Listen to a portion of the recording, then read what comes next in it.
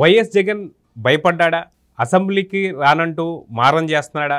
ఏంటి చిన్నపిల్లలు చేస్తారు? కనీసం చెల్లి చెప్పినా సరే వినే పరిస్థితుల్లో జగన్ లేడా? అయితే ప్రతిపక్ష హోదా ఇవ్వరు కాబట్టి నేను అసెంబ్లీకి రాను అంటూ చిన్నపిల్లల్లా మారం చేస్తున్నాడా? అదే దీనిపైన మనతో మాట్లాడడానికి సీనియర్ జర్నలిస్ట్ దుర్గా కుమార్ గారు ఉన్నారు.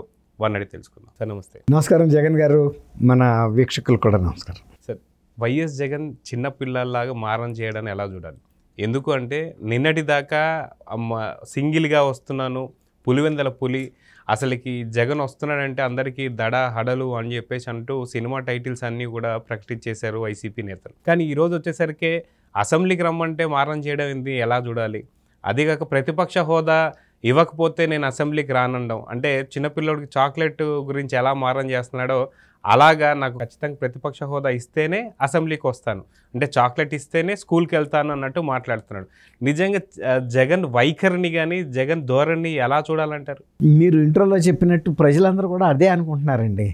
ఈయన ఆలోచన ధోరణి, ఆయన ప్రవర్తిస్తున్న మారాం అని చెప్పారు కదా, స్కూల్ పిల్లలు కనుక స్కూల్కి వెళ్ళటానికి మారాం చేసినట్టుగా ఉంది. ఆయన బుడిబుడి మాటలు, ముద్దు మాటలు జనాలకి ఏమి అంత రుచించటం లేదండి.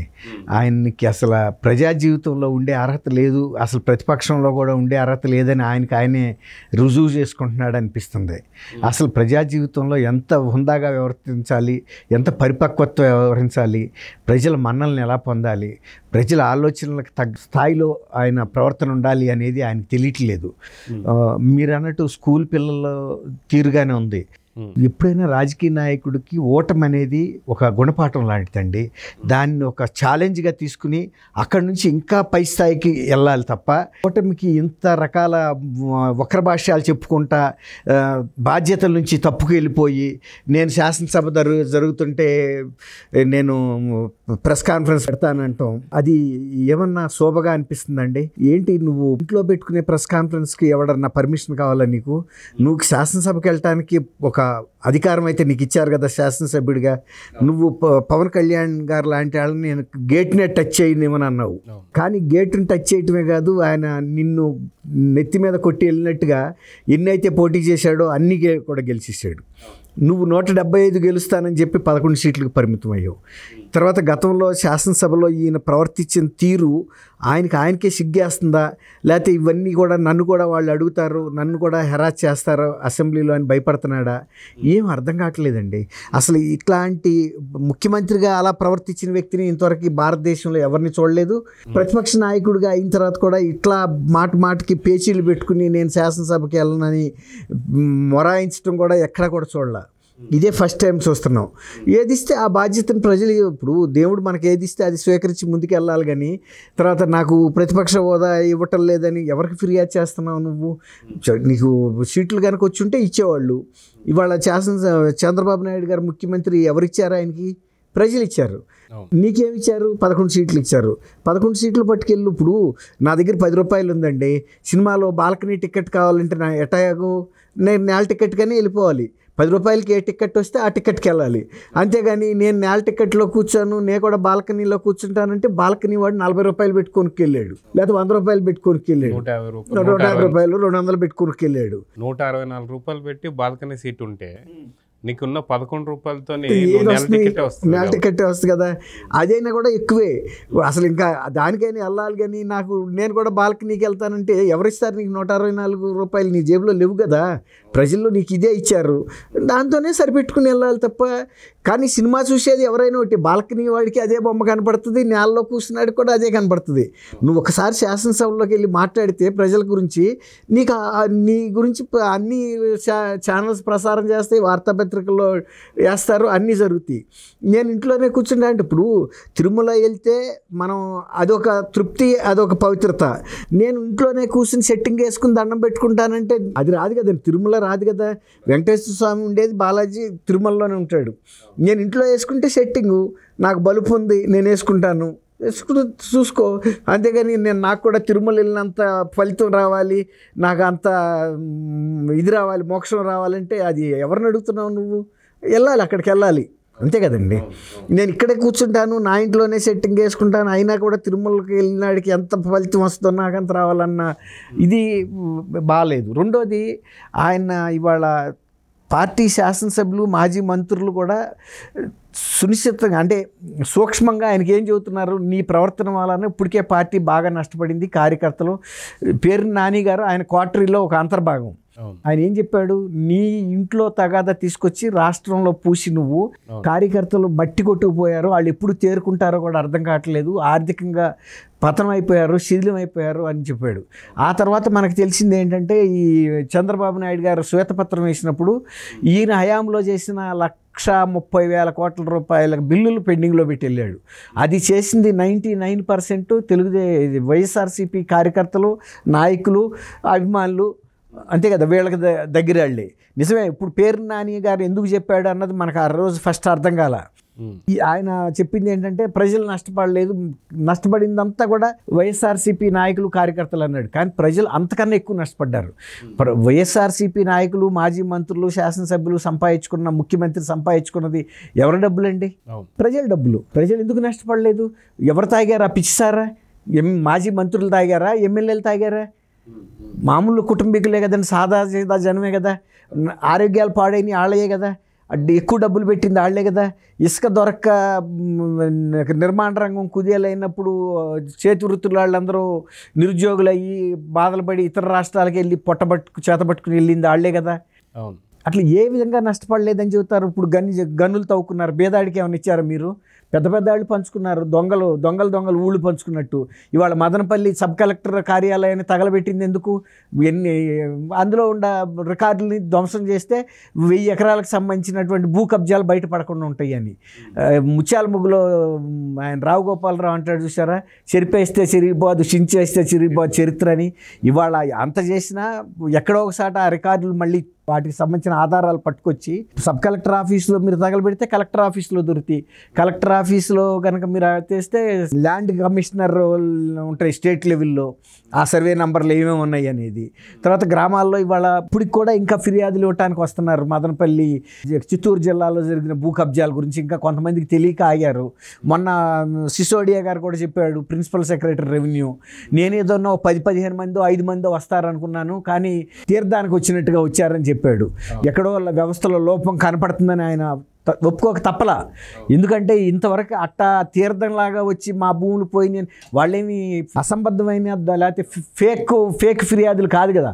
వాళ్ళు భూ కబ్జా సర్వే నెంబర్తో సహా పలానా గ్రామం, పలానా భూమి అన్నీ కూడా ఇస్తున్నారు కదా. వాళ్ళకుండే పట్టాదారు పాస్ పుస్తకాలు జిరాక్సులు పెట్టి గతంలో ఇది మాది అని, అట్ట ఫేక్ కాదు కదా ఈ ఫిర్యాదులు.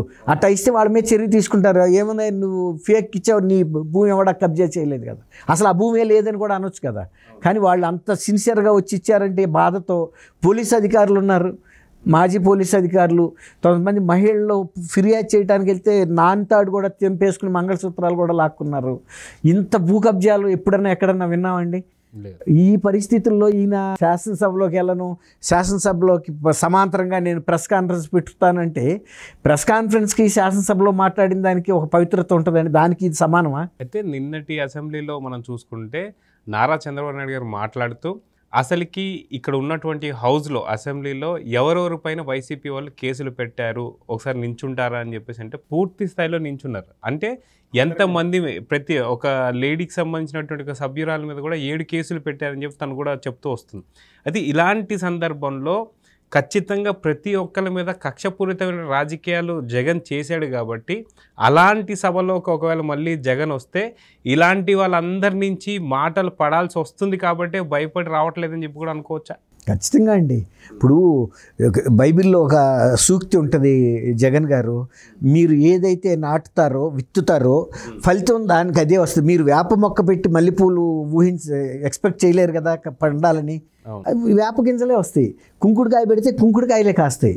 అలాగే మీరు ఏం చేశారో గత శాసనసభలో ఆయనకు సిగ్గేస్తుంది. 23 మంది సభ్యులు ఉన్న పార్టీని ఆయన 151 మంది సభ్యులు ఉంటే మేము లేస్తే మీరు అయిపోతారన్నాడు. వాళ్ళ 164 మంది లేస్తే 11 మంది ఏమవుతారు? నశ్యంలాగా అయిపోతారు, ముక్కులో పీల్చేయచ్చు. కానీ వాళ్ళు అంటలేదు కదా. అంటే ఆయనకే బాగోళ్ళ. తర్వాత ఇంకోటి ఏంటంటే అయ్యన్న పాత్రుడు గారిలో ఆయన స్పీకర్ కనపట్టల్లా. ఆయన ప్రహరీ గోడ పగలగొట్టడం, ఆయన్ని రాత్రిపూట ఎత్తుకు వెళ్ళిపోవటం, స్పీకర్గా కూర్చున్నాడు ఆయన. అధ్యక్ష అని పిలవాలి, ఆయన మనవరాల్ని బెదిరించడం. అవును, ఇక్కడ హైదరాబాద్లో అండి, బాగా చెప్పారు. అవునండి, ఆయన విజయ్ గారి ఇంటికి వెళ్ళి ఆ పాప ఇంట్లో ఉంటే కూడా వాళ్ళు సిఐడి పోలీసులు వచ్చారండి. వచ్చి బెదిరిస్తే వాచ్మెన్ పక్కన వాళ్ళు పిలిచి వాళ్ళు వచ్చేటప్పటికి పారిపోయారు. వీళ్ళు వెంబడబడ్డారు అక్కడికి. ఎవరయ్యా మీరని అనేటప్పటికి మేము సిఐడి ఆఫీసర్స్ అని కార్డులు చూపించారు వాళ్ళు. అప్పుడు నిజమని నమ్మారు వీళ్ళు. లేకపోతే ఎవరో కిడ్నాపర్స్ అని కూడా వీళ్ళకి డౌట్ వచ్చింది. అప్పుడు ఇంతలోకి పోలీసులు వచ్చారు, తెలంగాణ పోలీసులు వచ్చారు. వచ్చి మీరు ఎవరయ్యా అంటే కార్డులు చూపిస్తే ఇట్లా మీరు మా పర్మిషన్ లేకుండా ఎందుకు వచ్చారు, మేము స్టేషన్కి వచ్చి మమ్మల్ని కలవాలి కదా, మేము కూడా మీతో పాటు వచ్చేవాళ్ళం అని కూడా మందలు ఇచ్చారు వాళ్ళని. ఇక దాంతో వాళ్ళు ఏం మా చేయలేక వెళ్ళిపోయారు. ఈ రకంగా ప్రతి వాళ్ళని ఆఖరికి ప్రతిపక్ష నాయకుడు ఆయన అంత సీనియర్ నాయకుడిని అకారణంగా నువ్వు అరెస్ట్ చేస్తే గవర్నర్ గారు కూడా ఇదేంటి నా పర్మిషన్ లేకుండా అరెస్ట్ చేశారని కూడా ఒక భావాన్ని ఎక్స్ప్రెస్ చేశారు కదా. ఇప్పుడు గవర్నర్ గారి దగ్గరికి వెళ్ళి ప్రజాస్వామ్యం గురించి రాజ్యాంగం అంబేద్కర్ రాసిన ప్రజాస్వామ్యం అని ఇప్పుడు గుర్తొస్తున్నాయి నీకు, అప్పుడు ఎందుకు గుర్తు రాలేదు ఇవన్నీ ప్రజాస్వామ్య విలువలు అట్లా ఇప్పుడు మీరు అన్నారు చూసారా శాసనసభలో అందరూ లేచారని. చంద్రబాబు నాయుడు గారిని అరెస్ట్ చేసినప్పుడు ఈ అరెస్టు సక్రమంగా చేయలేదు, ఇది అక్రమం అని మోడీ గారు అమిత్ షా గారు ఈ లోకేష్ బాబు గారిని ఢిల్లీ పిలిపించి ఆయన సముదాయించాడు. ఏంటి బాబు ఏం జరిగింది ఇవన్నీ కూడా అంటే అప్పుడు పనిలో పనిగా నీ మీద ఎన్ని కేసులు ఉన్నాయి అంటే ఆయన కూడా చెప్పాడు నా మీద కూడా ఈ యువగళం దీని మీద నేను వెళ్తుంటే ఎన్ని కేసులు పెట్టారని చెబితే అవునా అని ఆశ్చర్యపోయాడు ఆయన. అదే ఈయన మరి ప్రతిపక్షంగా ఎక్కడికి వెళ్ళినా కానీ మొన్న వెళ్ళాడు వినుకొండ, ఎక్కడ నాపారా కేసు పెట్టారా. కిందసారి ఆయన ఆత్మకూరు వెళ్దామని చంద్రబాబు నాయుడు గారు సమాయత్తం అవుతుంటేనే వచ్చేసి మెయిన్ గేట్కి తాళ్ళు కట్టేశారు పోలీసులు, రోప్ పార్టీ పోలీసులు కట్టి అసలు గేట్లోంచి ఆయన బయటికి రానివ్వలేదుగా. కానీ నీకు అంత స్వేచ్ఛ ఇచ్చారు కదా, నువ్వు నెల్లూరు వెళ్ళి పిన్నెల్లి రామకృష్ణ నాయుడు గారిని పరామర్శిస్తుంటే ఎవరినో ఆపారా? నీ హెలికాప్టర్ వెళ్ళింది, నెల్లూరులో దిగావు, జైలుకి వెళ్ళావు, పలకరించావు, ప్రెస్ కాన్ఫరెన్స్ పెట్టావు. పోలీసులు వచ్చి మీరు ఇక్కడ ప్రెస్ కాన్ఫరెన్స్ పెట్టకూడదండి, లా అండ్ ఆర్డర్ సమస్య వస్తుందని అన్న అబ్జెక్షన్ చేశారు. నువ్వు చెప్పదలుచుకుని అన్నీ చెప్పావు, దాని మూలం నీ విలువైపోయింది. ఒక రాష్ట్రం అంతా నీ గురించి ఎదురు చూస్తుంటే ప్రతిపక్ష నాయకుడిగా ప్రజల సమస్యలు తెలుసుకుంటావని నువ్వు నీ పార్టీకి చెందిన క్రిమినల్స్ నేరస్తుల్ని వెళ్ళి వాళ్ళకి సద్దులు మోస్తున్నావు అంటే వాళ్ళు ఎక్కడికి పోతారు? ఆ జైల్లోనే ఉంటాడు. రేపు ఇవాళ కాదు రేపైనా బెయిల్ వస్తుంది. 16 నెలలు నువ్వు జైల్లోంచి బయటికి రాలేదా? ఆయన ఎందుకు రాడు? వచ్చినప్పుడు మాచర్లో వెళ్ళి పలకరించవచ్చు, లేదంటే ఆయన నీ ఇంటిగా పిలిపించుకోవచ్చు. అంతే కదండి. ఎవరు ఇప్పుడు హత్యా నేరాలను చేసిన వాళ్ళకి కూడా బెయిల్ వస్తుంది. Bail is a right, by default కూడా వస్తుంది. ఛార్జ్ షీట్ కనుక ఫైల్ చేయకపోతే నిర్ణీత సమయంలో పోలీసులు బై రైట్ కూడా ఇచ్చేస్తారు. అలాగే ఇప్పుడు ఈయన చేస్తున్నదన్నీ కూడా నేను ప్రెస్ కాన్ఫరెన్స్ పెడతానంటే శాసనసభలో మాట్లాడితే దానికి ఒక పవిత్రత ఉంటుంది, ఒక అథెంటిసిటీ ఉంటుంది, నీకు ఒక రైట్. అది నువ్వు ఇంటి దగ్గర పెట్టుకునే ప్రెస్ కాన్ఫరెన్స్ ఎవరైనా పెట్టుకోవచ్చు. నువ్వు అక్కడ మాట్లాడేదాన్ని ఆన్ రికార్డు వెళ్తుంది. తర్వాత ఎంతకాలం తర్వాత అయినా కూడా నువ్వు మాట్లాడింది ఒక రికార్డులోకి ఎక్కువ ఉంటుంది. ఇదే ఉంటుంది, మర్నాటికి ఆ పేపరే ఉండదే. అంటే ఆయన ఉద్దేశం నేను చేసే వాటికి ఆధారాలు ఉండవు కాబట్టి అక్కడ మాట్లాడితే రేపు ఏదైనా చర్య తీసుకుంటారని భయపడుతున్నారా? ఈ సందర్భంలో మనం ఒక్కటి గుర్తుపెట్టుకోవాలండి. జగన్ గారు మొన్న విజయసాయి రెడ్డి గారు రాజ్యసభలో కూడా అవాకులు చవాకులు ఇష్టం వచ్చినట్టు గణాంకాలు ఇస్తున్నాడు. డిప్యూటీ చైర్మన్ గారికి అనుమానం వచ్చింది, ప్యానల్ చైర్మన్కి అనుమానం ఏముంది, ఆయన చెబుతున్న ఫిగర్సే తప్పుగా తెలుస్తుంది. ఆయన చెప్పాడు విజయసాయి రెడ్డి గారు మీరు పెద్దల సభలో ఉన్నారు, మీరు మాట్లాడేది బడ్జెట్ గురించి మాట్లాడమంటే మీరు ఎక్కడో లా అండ్ ఆర్డర్ గురించి లేనిపోయిన ఆరోపణలుగా మాట్లాడుతున్నారు. వీటికి సంబంధించిన కనుక ఆధారాలు తీసుకోకపోతే మీ మీద చర్య తీసుకోవాల్సి ఉంటుందని హెచ్చరించారు కదండి. అట్లాగే ఈయన ఎందుకంటే ఫ్లోర్ ఆఫ్ ద హౌస్ ఏమైనా తప్పులు మాట్లాడితే ఇప్పుడు 100,000 దాడులు జరిగినాయి అని చెబుతున్నాడు ప్రభుత్వ కార్యాలయాల మీద, వాటి మీద. ఎక్కడ జరగలేదు కదండి. ఇప్పుడు ఇవాళ రేపు ప్రపంచమే ఒక కుగ్రామం అయిపోయింది. మీడియా ఎక్కడేది జరిగినా సోషల్ మీడియాలో వస్తుంది, ఎలక్ట్రానిక్ మీడియాలో వస్తుంది, ప్రింట్ మీడియాలో వస్తుంది. ఇప్పుడు నిజంగా ఒకవేళ దాడులు కానీ జరుగుతున్నట్టుగా మనం అనుకుంటే 2019 నుంచి 2024 వరకు పూర్తి స్థాయిలో 144 సెక్షన్ అమలైపోయింది ఏపీలో. ఇప్పుడు లేదు కదా. 144 ఏంటండి, ఇంకా పెద్ద సెక్షనే. మీరు ఎమర్జెన్సీ టైం మీకు తెలియదు. జగన్ గారు 75-76 టైంలో, ఇందిరాగాంధీ టైంలో నేను అప్పుడు డిగ్రీ చదువుతా ఉన్నా లైలా కాలేజ్ విజయవాడలో. అసలు అప్పుడు ప్రొఫెసర్ రామిరెడ్డి గారిని, ఆయన పొలిటికల్ సైన్స్ ప్రొఫెసర్ ఉస్మానియాలో, ఆ తర్వాత రామిరెడ్డి గారి పేరు మీద ఓపెన్ యూనివర్సిటీ కూడా పెట్టారు నేషనల్ లెవెల్. ఆయన వచ్చి మా క్లాసులో మాట్లాడుతూ కూడా ఆయన కిటికీలంక చూడాల్సి వచ్చింది. అంటే అంత భయపడిపోయారండి, అంత ఇంటలెక్చువల్స్ కూడా. అట్లాంటి ఎమర్జెన్సీ రోజులు ఇంకా నార్త్లో అయితే చెప్పనే వద్దు. ఇప్పుడు మీరు అన్నట్టు నార్త్లో కూడా చూడనంత ఎమర్జెన్సీని ఆంధ్రప్రదేశ్ ప్రజలు చూడబట్టికే ఇవాళ ఒక నియంత్రణ ఎలా ఓడించారనేది ఆయన చెప్పెళ్ళాడు. లండన్ వెళ్తూ జగన్మోహన్ రెడ్డి రెడ్డి గారు దేశం జాతి నివ్వెరపోయే ఫలితం వస్తుందని, అదే ఆ ఫలితం. ఆయనకి తెలుసు ఆయన ఎట్లాంటి పరిపాలన చేశాడో ఎలాంటి ఫలితం రాబోతుందని. వెళ్ళాడు కదండి. ఐపాక్ వాళ్ళు చెప్పలేదు నువ్వు గెలుస్తున్నావా ఫుల్ మెజార్టీతో, ఈయనే చెప్పుకున్నాడు. ఈయనే వాళ్ళకి చెప్తున్నాడు, ఓదారుస్తున్నాడు. ఓదారుస్తున్నాడు, మీరేం భయపడబాకండి, బాధపడబాకండి, నేను గెలుస్తాను 175కి 175 అని విలేకరులకు చెప్పాడు. నివ్వెరపోద్దని. ఏంటా అనుకున్నారు జనం, వచ్చేటప్పటికి నివ్వెరపోయే రిజల్టే వచ్చింది. ఈ రికార్డుని ఎవడ కూడా పగలగొట్టలేడండి భారతదేశ చరిత్రలో. అట్లా ఇప్పుడు ఇవాళ ఎట్లా తయారైందంటే వాళ్ళ పార్టీ నాయకులు, మాజీ మంత్రులు, శాసనసభ్యులకు కూడా ఈ పార్టీని బొందబెట్టి నీళ్లు పోసినా కూడా వాళ్ళకి జగన్మోహన్ రెడ్డి గారికి తృప్తి లేదు. ఇక ఈ పార్టీ లేచి బట్ట కట్టలేదనే నిర్ణయానికి కూడా వచ్చారు. ఇప్పుడు ఈయన ప్రతిపక్ష హోదా గురించి ఒక పెద్ద ఉద్యమం చేస్తున్నాడు. ప్రతిపక్ష హోదా నీకు ఎవరు ఇవ్వాలి? ప్రజలు ఇవ్వాలి. ప్రజలు ఏదో ఇచ్చారు కదా 11 సీట్లు, అంతకన్నా ఏం చేయమంటావు నువ్వు? ఎందుకంటే అసెంబ్లీ సాక్షిగా జగనే చెప్పాడు ఏంటి అంటే 23 సీట్లు మీకు వచ్చాయి అని. అప్పుడు ఇంకొక 5-6 లాక్కున్నాను, ఒక 5-6 లాక్కుంటే ప్రతిపక్ష హోదా పోతుంది అని చెప్పేసి అప్పుడు అవుతుందని చంద్రబాబు గారు ఇంకా చూపించి ఆయన నివ్వెరపోయి చూస్తున్నాడు. ఏంటి ఇతను మాట్లాడే తీరు, నా వయసు ఏంటి, అతని వయసు ఏంటి, ఇది పద్ధత అని. కానీ ఏం చేస్తాడు చంద్రబాబు గారు కూడా ఏం చేయలేడు సార్. ఇప్పుడు ఆయన అన్నాడు కదా గౌరవ సభ కాబట్టి ఇది కౌరవ సభ అని. కౌరవ సభలో అట్లాంటి ప్రవర్తనే ఉంటుంది. ఇప్పుడు గౌరవ సభలో ఆయన అడిగాడు ఏంటి మీ ఇంకా ఎవరెవరి మీద ఇట్లా కేసులు పెట్టారంటే నిన్న 164 మంది లేచి నుంచున్నారంటే ఇక ఎవరిని వదిలిపెట్టాడు? ఇప్పుడు పని అడిగిన వ్యక్తి ఆయన మీద కేసు ఉందిగా. ఆయన మీద కూడా అక్రమాలు కేసులు ఉన్నాయి. చిన్న వాళ్ళు అంతెందుకు జగన్ గారు, మీరు హైదరాబాద్లో ఉంటారు కదా, నేను హైదరాబాద్లో ఉంటాను, మన ఇద్దరిది కూడా ఆంధ్ర ప్రాంతం వాళ్ళమే. నేను కూకట్పల్లి వెళ్తే ఒకసారి టీ తాగుతుంటే ఆంధ్ర పిల్లలు మాట్లాడుతుంటే వాళ్ళు ఆఫీసులకి వెళ్ళలేదు, ఏమి వెళ్ళా. ఏంటి బాబు మీరు ఏం చేస్తారని అడిగా. మేము ఏం చేయమండి, అది విజయవాడ అన్నారు.